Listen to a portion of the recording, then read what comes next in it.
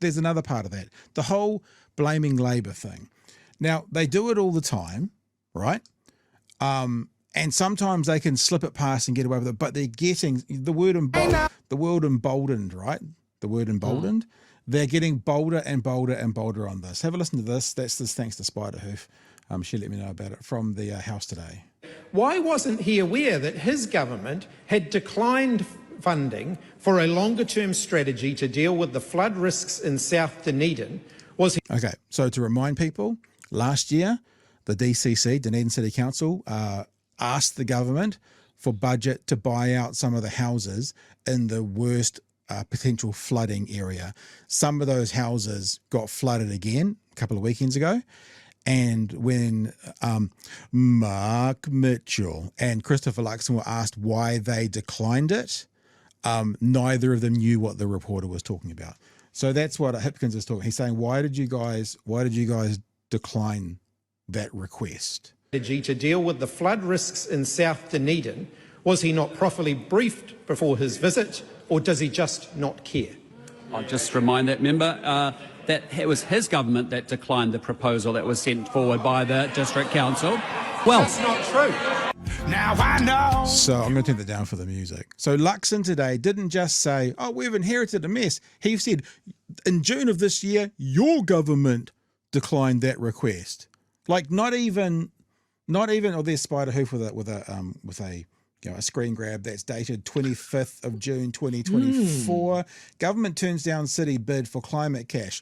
And Luxon stands up and is so comfortable in his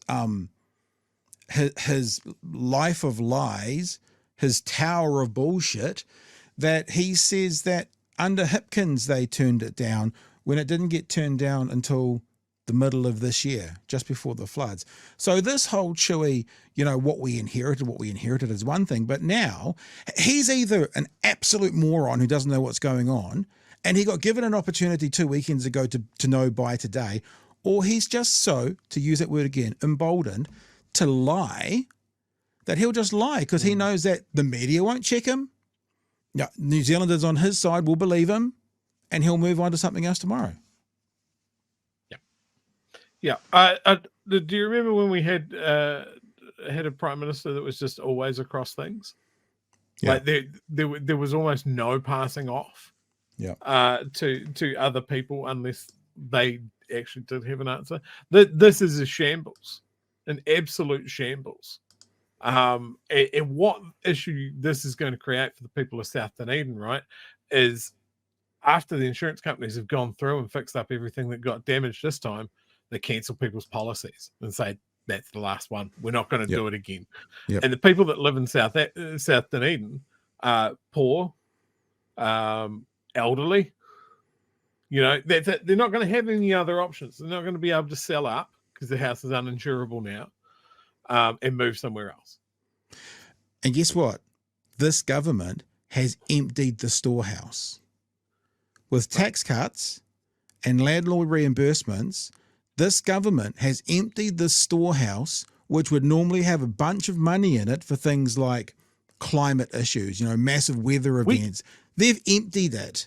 So now what? What are these guys going to do now that they've opened their wallet, they've turned it upside down, well, our wallet, sorry, Chewy. They've turned it upside down. They've got a bit more money from the bank and they've given it out as tax cuts where people get $3 a week or to landlords who will get thousands and thousands of dollars a year. That was one of the first things that they cancelled. Remember there was the Climate Emergency Fund that was sitting there for climate emergency related disasters? Yeah.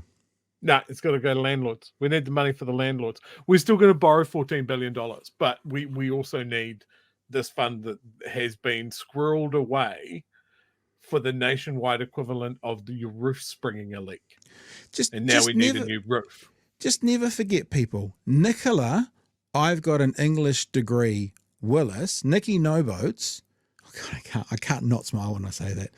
Nikki No Boats, right? She has borrowed more in this budget than Grant Robinson did in 5 out of the 6 budgets. And the only one he borrowed more in was the height of COVID.